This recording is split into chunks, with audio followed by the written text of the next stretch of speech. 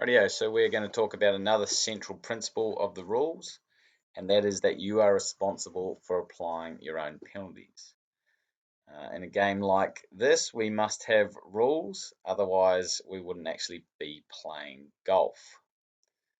If you do breach a rule, you get a penalty, and the penalty should fit the severity of the breach. So there are one-stroke penalties for carelessness or failing to follow the procedure, such as not marking your ball when lifting or rotating it in a situation where you must replace it. So if you want to identify it, which is the case in the upcoming video, you must mark it before you touch it. On the green, you would also be required to mark it before you lifted it. But if you were taking a drop from a path, you don't need to replace the ball, therefore you don't actually need to mark it, or there is no penalty for not doing so.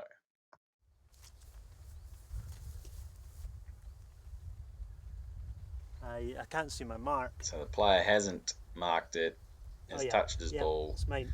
that incurs a one-stroke penalty.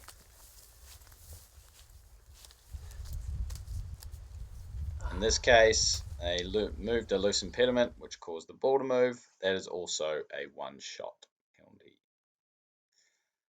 Right, so if there is an error of play, that is you've hit it out of bounds, or you've hit it in an unplayable position, or you've hit it into a penalty area, you have the option for the penalty area and the unplayable of a one-stroke penalty. If you hit it out of bounds, you must take the one-shot penalty.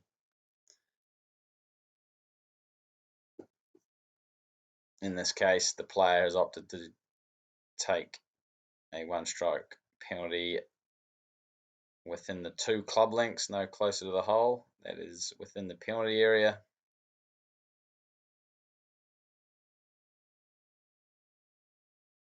And she drops it within that penalty area. General penalty is a little bit more severe. A bigger penalty is imposed, a 2-shot penalty in stroke play or loss of hole in match play. An example would be improving the lie of the ball. And also, if you were to ask for or give advice. If you ask for advice, it's a 2-stroke penalty. If you give advice, it's a 2-stroke penalty. In stroke play, in match play, it's a loss of hole. And if you ask your opponent or they were to give you advice, it's whoever gives it or asks it first that incurs the loss of hole penalty. Good front 9 out and level. Thanks, yeah, pleased with that.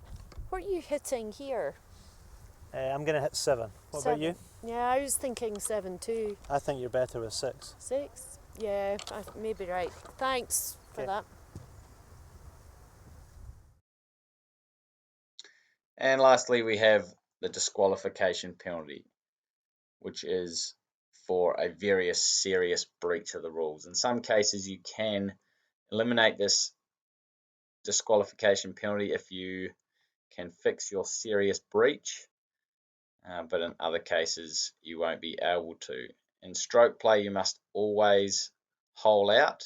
Failure to hole out before walking off the green of the last green played or teeing off at the next teeing ground would incur that disqualification penalty. Not signing your scorecard and before you hand it in would incur a disqualification penalty.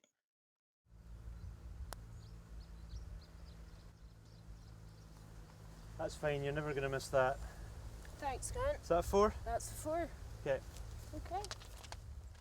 That player has failed to hole out, and if she tees off at the next hole, she will incur a disqualification penalty in stroke play.